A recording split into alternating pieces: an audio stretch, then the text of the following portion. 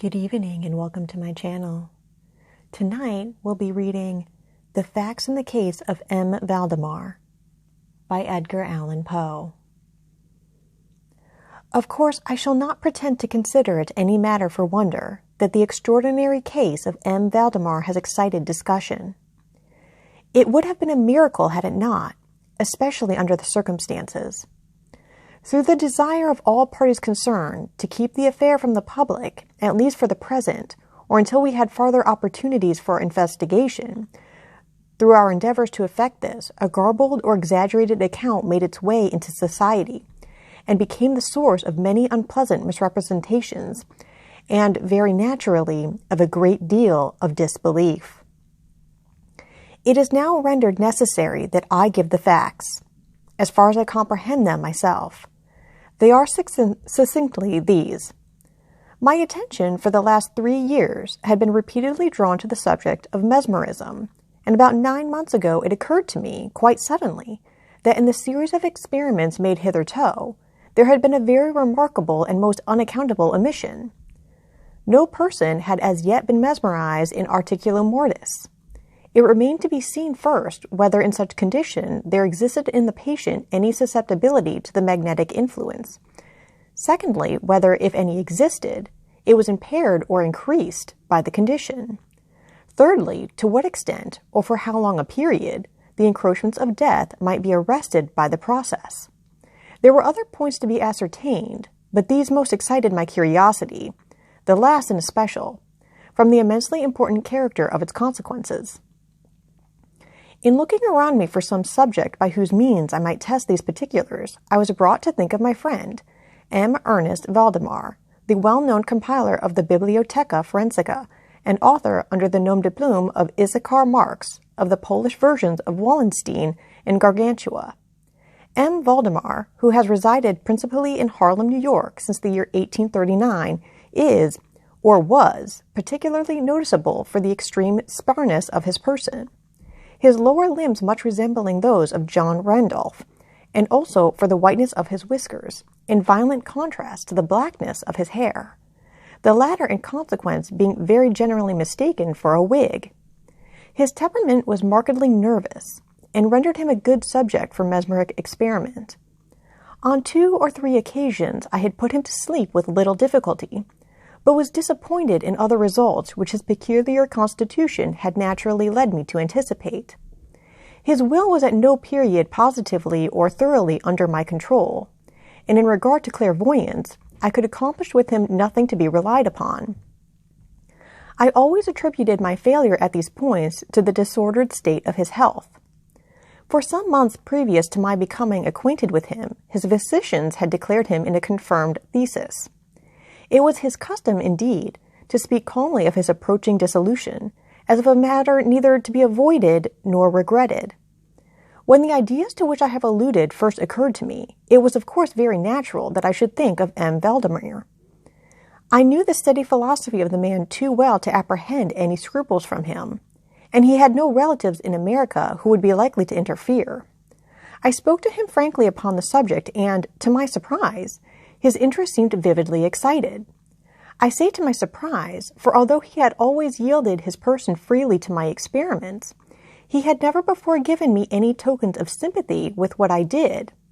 His disease was of that character which would admit of exact calculation in respect to the epoch of its termination in death, and it was finally arranged between us that he would send for me about 24 hours before the period announced by his physicians as that of his decease. It is now rather more than 7 months since I received from M. Valdemar himself the subjoined note. My dear P., you may as well come now. D. and F. are agreed that I cannot hold out beyond tomorrow midnight, and I think they have hit the time very nearly. Valdemar.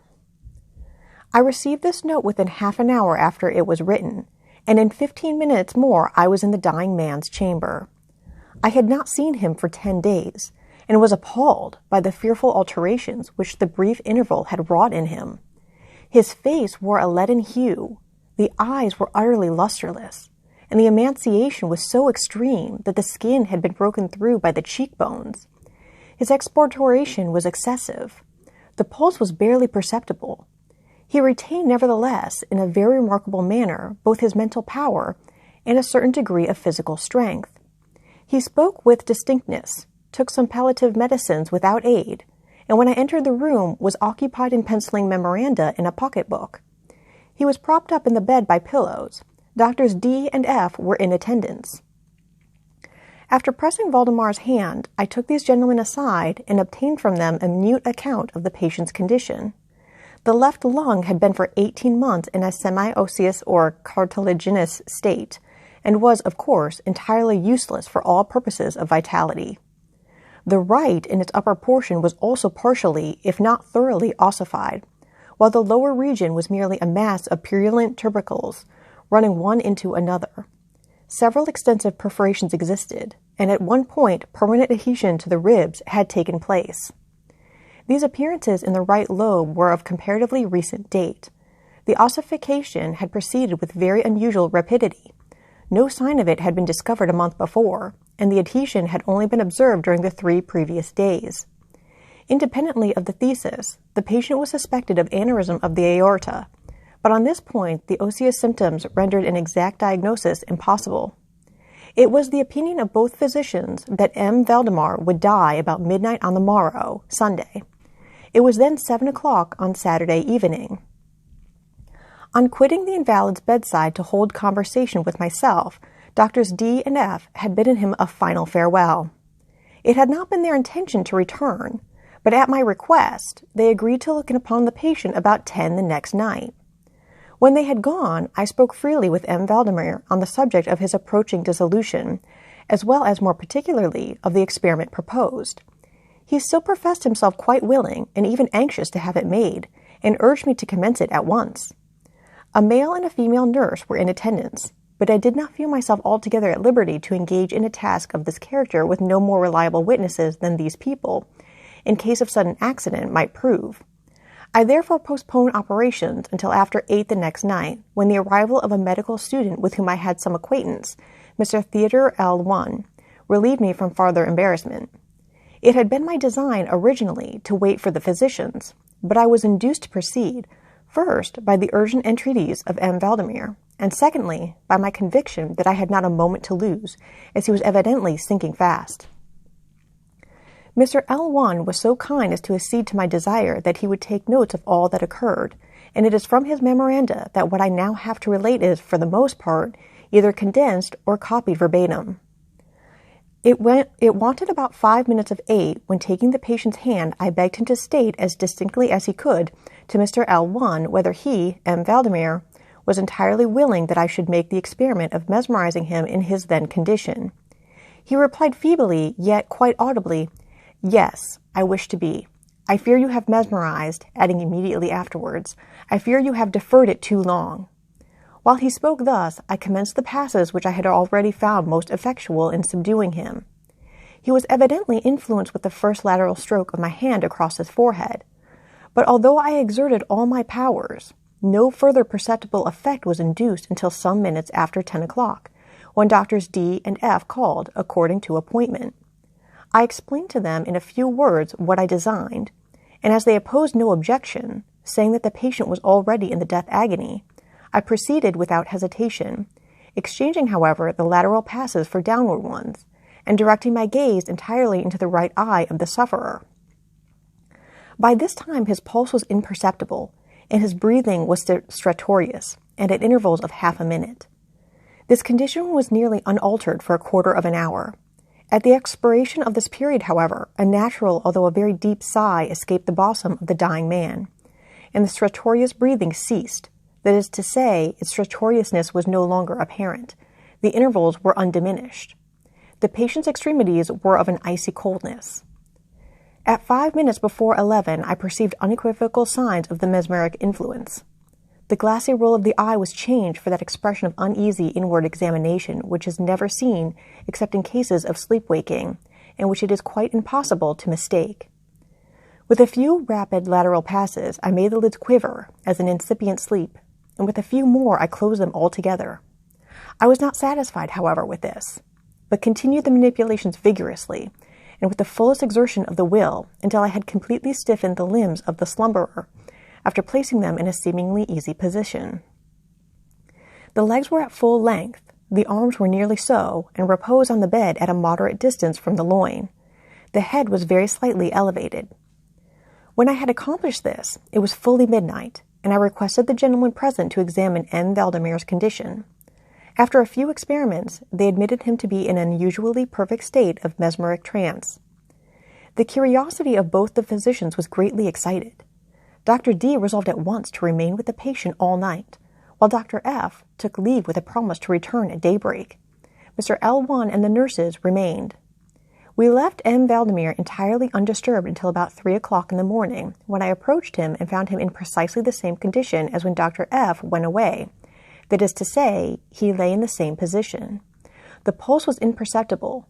The breathing was gentle, scarcely noticeable unless through the application of a mirror to the lips. The eyes were closed naturally, and the limbs were as rigid and as cold as marble. Still, the general appearance was certainly not that of death. As I approached M. Valdemar, I made a kind of half-effort to influence his right arm into pursuit of my own, as I passed the latter gently to and fro above his person.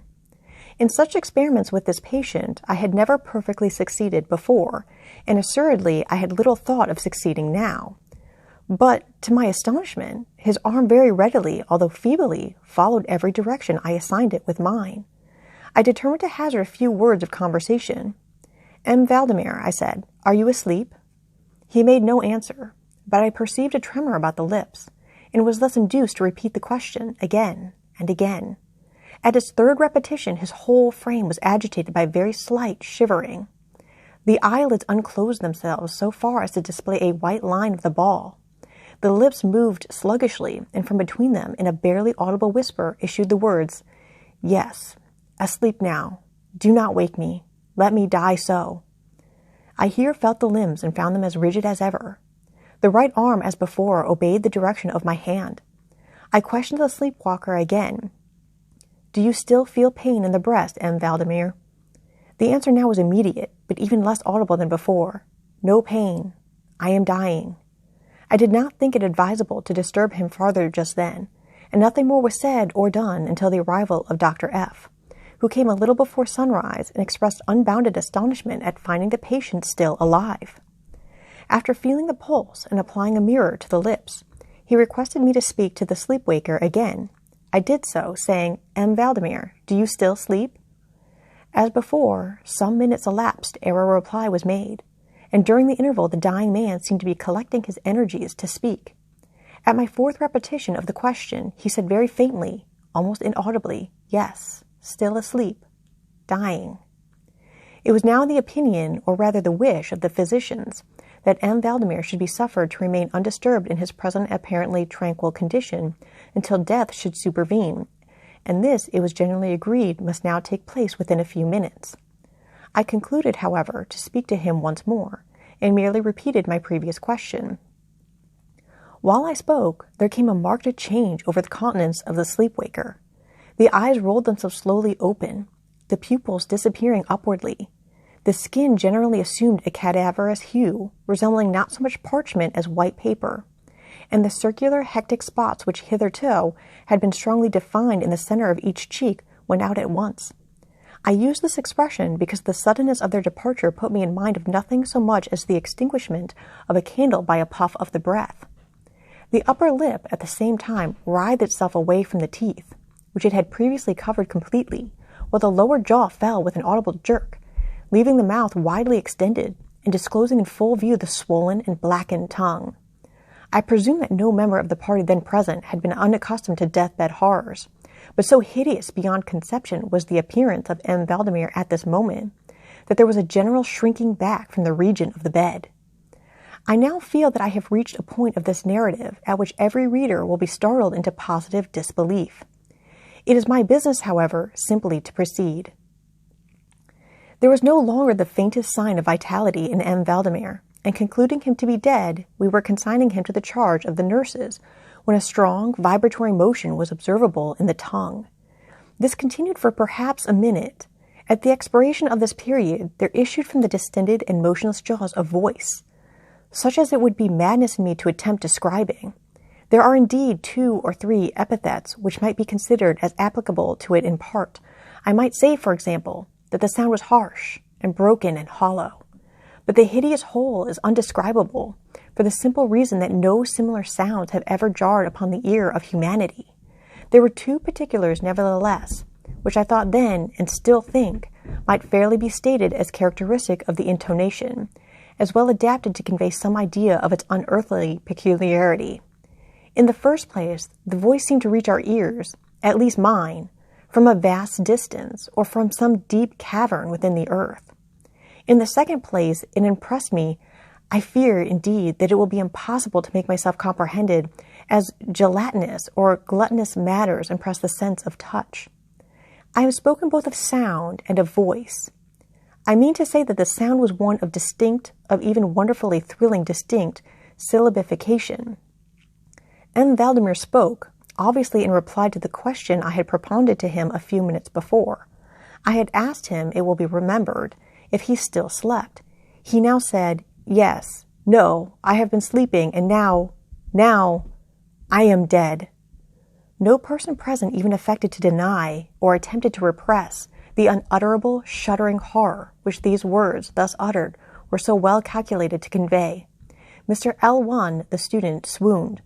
The nurses immediately left the chamber, and could not be induced to return. My own impressions I would not pretend to render intelligible to the reader. For nearly an hour we busied ourselves silently, without the utterance of a word, in endeavors to revive Mr. L1. When he came to himself, we addressed ourselves again to an investigation of M. Valdemar's condition. It remained in all respects as I have last described it, with the exception that the mirror no longer afforded evidence of respiration.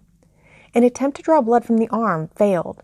I should mention, too, that this limb was no farther subject to my will.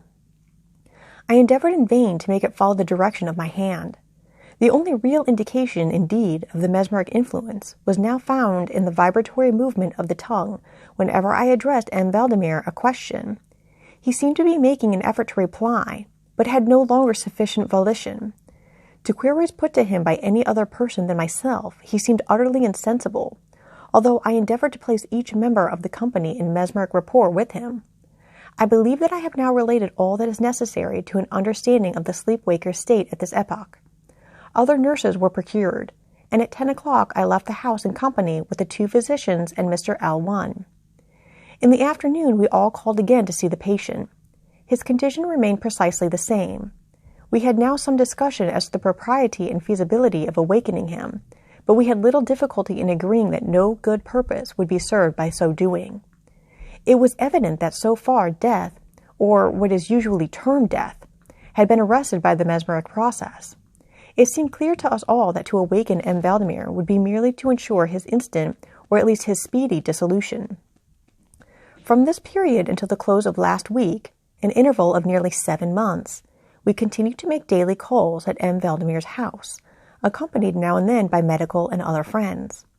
All this time, the sleep-waker remained exactly as I have last described him. The nurse's attentions were continual.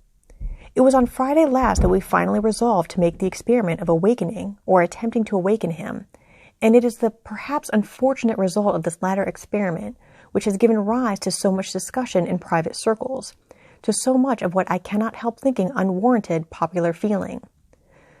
For the purpose of relieving M. Valdemar from the mesmeric trance, I made use of the customary passes.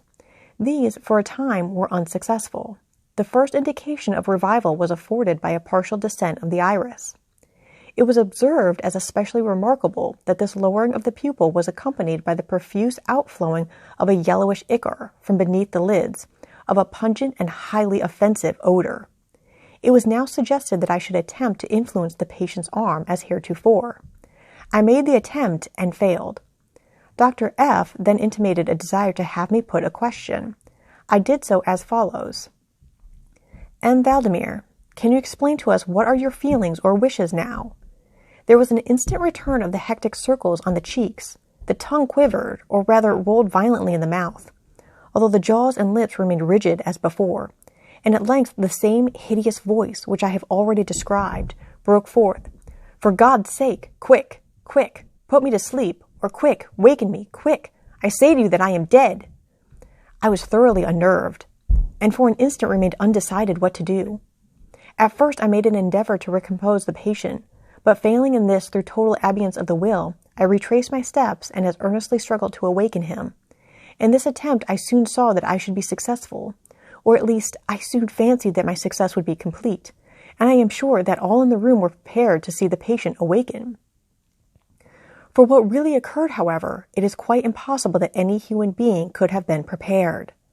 As I rapidly made the mesmeric passes, amid ejaculations of dead, dead, absolutely bursting from the tongue had not from the lips of the sufferer, his whole frame at once, within the space of a single minute, or even less, shrunk, crumbled, absolutely rotted away beneath my hands.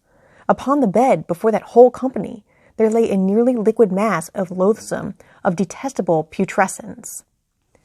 Thus ends The Facts in the Case of M. Valdemar by Edgar Allan Poe.